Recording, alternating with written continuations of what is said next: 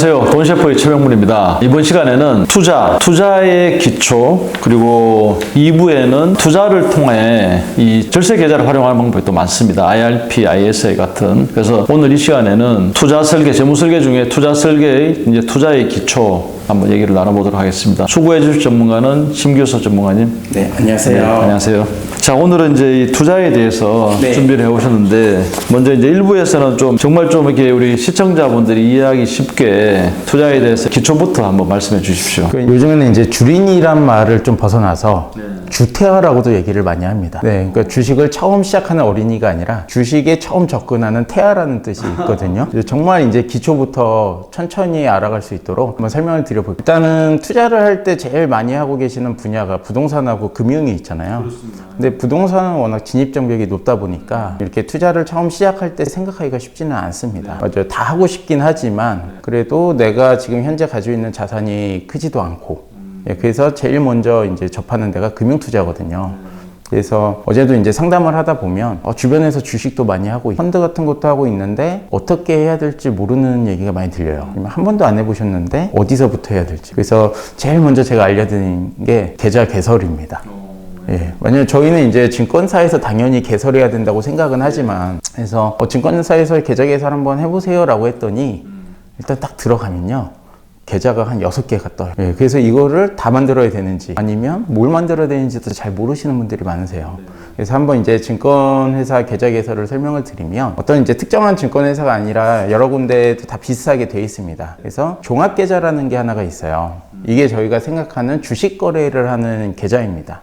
그래서 여기에서는 주식뿐만 아니라 채권이나 ETF 뭐 이런 것들을 다 사고 팔 수가 있어요. 그래서 종합계좌를 먼저 만드시고 그 다음에 CMA 계좌라는 게 있습니다. 이거는 수시 입출금식 통장 계좌라고 해서 하루만 돈을 넣어놔도 1일치 이자가 붙는 계좌입니다. 그래서 여유자금이 있으실 때 이런 CMA 계좌를 이용하시면 좋으니까 이런 것도 같이 만드시면 좋습니다. 그게 이제 은행에 있는 파킹 통장과 똑같은 개념이에요. 그래서 이거는 이제 여유자금을 두실 때 또는 월급 통장을 이용하실 때도 괜찮은 계좌고요. 그리고 이제 또 보시면 중개형 ISA 계좌라고 있어요.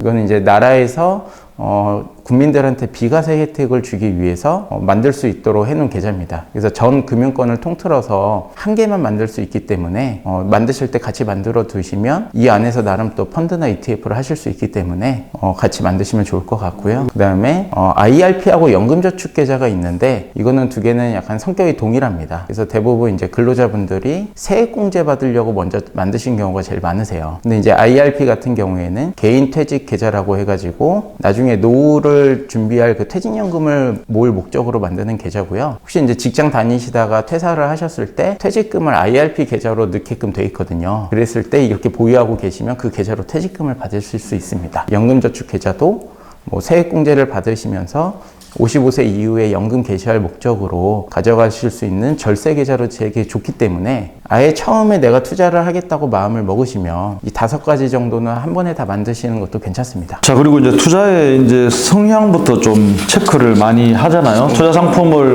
뭐 이렇게 권할 때 금융기관에서 다 성향부터 체크하더라고요. 공격형이냐, 뭐 안정형이냐. 맞아요. 그게 좀 이제 있어야 되죠. 근데 개인이 이제 온라인으로 만드실 때는 이 투자 성향 체크가 잘 안 되세요. 주식 거래할 때도 투자 성향도 그냥 주식 자체가 공격적이거든요. 그러다 보니까 이제 패스하는 경우가 많은데 이거는 먼저 그냥 투자를 시작하시기 전에 해보시면 좋을 것 같아서 네이버에 그냥 검색을 하실 때 투자 성향 자가 측정이라고 치시면은 증권사 홈페이지들이 많이 나옵니다. 그래서 거기 가셔서 로그인하지 않고도 나의 투자 성향이 어떤지 체크하실 수가 있으세요. 그래서 만약에 그 9가지 정도 항목이 있는데 이거를 측정했을 때 안정형이다. 투자하고는 잘 안 맞으신 분도 있을 수 있거든요. 그렇다고 그분이 원금 손실을 감당할 수가 없는데 투자를 시작했다가 원금이 손실되면 그게 더 힘드실 수 있기 때문에 먼저 체크해 보시고 그 다음에 이제 진행하시는 게 좋을 것 같습니다. 네, 좋습니다. 그러면 투자 상품을 이해하기 위해서는 일단 투자 대상이 어떤 게 있는지. 금융투자에는 이제 여러 가지 상품들이 있는데 앞에 이제 투자 성향을 체크했는데 만약에 안정적이신데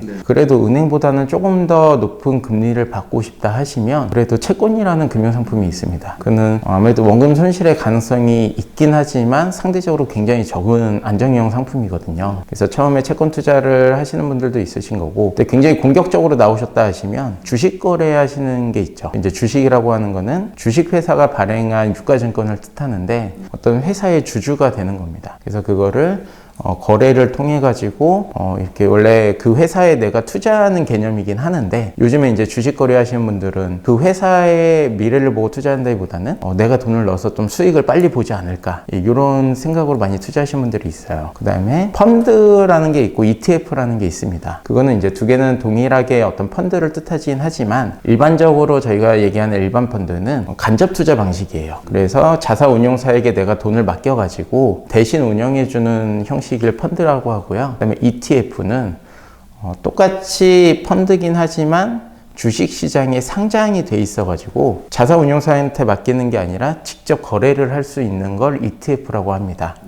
이제 두 개의 차이는 뭐냐면 펀드 같은 경우에는 누가 대신 운용을 해주기 때문에 일반적으로 그 운용사에 주는 수수료가 조금 더 높아요. 그리고 ETF는 내가 직접 사고 팔 수 있기 때문에 아무래도 수수료가 낮은 부분이 있어서 이것도 이제 성향에 따라서 펀드 하시는 분이 좋을 수도 있고 또 ETF 하시는 게 좋을 수도 있습니다. 근데 또 ETF가 굉장히 위험할 수도 있는 게 이렇게 우후죽순으로 많이 생기다 보니까 이렇게 상장 폐지되는 ETF도 발생하기 시작했습니다. 그래서 내가 투자하고 있었는데 이게 상장 폐지가 된다면 그 원금 손실을 다 볼 수도 있고요. 최근에 이제 미국에서 IonQ 세배수 ETF가 있는데 하루에 이제 하락폭이 35%가 마이너스가 되다 보니까 세배수기 때문에 마이너스 100%가 넘어가거든요. 그 전까지 투자를 잘 해왔다 하더라도 세배수 ETF 같은 걸 하시면 하루에 그 원금이 전부 다 없어질 수도 있어요. ETF는 특히 조심하셔야 돼요. 그 투자 용어의 이해 이 부분도 한번 시작해 주시죠. 예, 그래서 이제 주식을 하시기로 결정을 하셨고 그러면 이제 어떻게 내가 투자를 했으면 좋겠는가를 이제 고민하시는 분들이 있으세요. 그래서 책을 먼저 많이 읽어보시는 분들이 있는데 사실 투자를 처음 하시는 분들이 책을 통해서 읽으셨을 때 내용이 전체가 다 이해는 안 됩니다. 그래서 가장 편한 방법은 일단은 PER이라는 단어가 있고요. 그 다음에 이제 PBR, 그 다음에 시가총액이라는 단어가 있습니다. 그래서 PER은 주가를 주당 순이익으로 나눈 값이거든요. 그래서 PER이 높다는 거는 약간 그 회사가 고평가가 될 수 있다고도 이렇게 생각할 수가 있어요.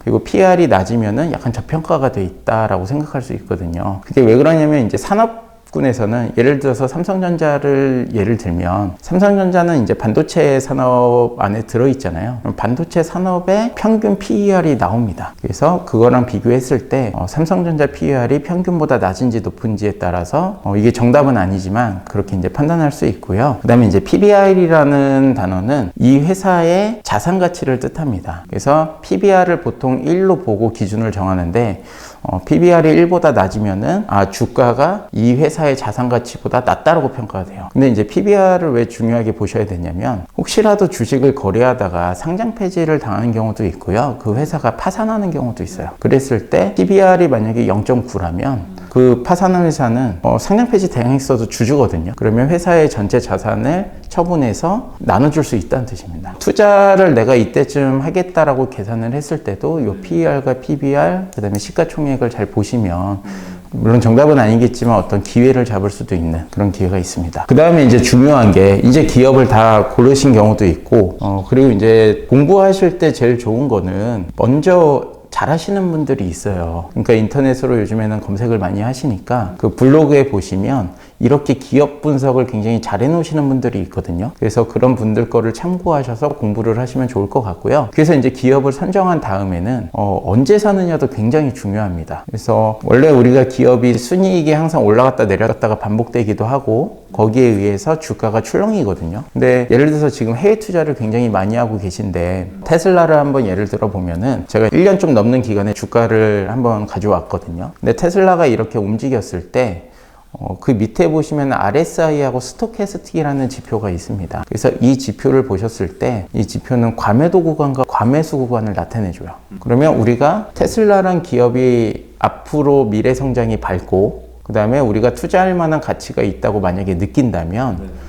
주가는 항상 출렁이기 때문에 사람들이 많이 팔 때 아니면 시장에 의해서 주가가 떨어졌을 때를 판단할 수 있는 게 이 두 가지 지표가 있습니다. 원래 지표는 13가지 정도가 있는데 그 중에서 이 두 가지 정도는 공부를 하시고 주식 투자를 시작하셨으면 좋겠어서 가져왔습니다. 그래서 RSI 같은 경우에는 일정 기간 동안 주가의 움직임에 의해서 평균 가격을 매기는 수치예요. 그럼 주가가 이렇게 떨어진다는 거는 평균 가격이 낮아진다는 뜻이거든요. 그러면 기준선을 정해가지고 30과 70으로 정하고 30 이하로 떨어지면은 사람들이 너무 과매도 구간에 진입을 했구나. 그럼 다른 사람들이 많이 팔았다는 뜻이거든요. 근데 기업의 미래가 밝다면 그때 사시는 게 굉장히 주가가 싸다고 생각할 수 있습니다. 그리고 반대로 70을 넘어서면 과매수가 들어왔구나.